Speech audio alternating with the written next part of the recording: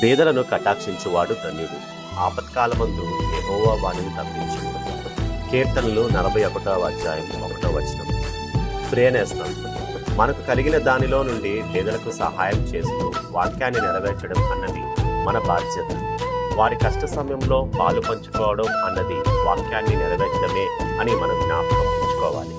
మనకు కలిగిన దానిలో నుండి పేదలకు సహాయం చేద్దాము. ఇది ఒక అలవాటుగా మనం చేసుకోవాలి.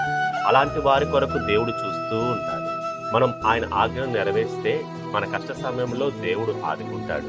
ఆమేన్.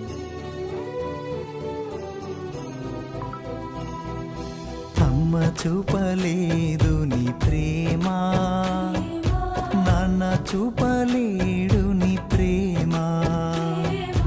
అమ్మ చూప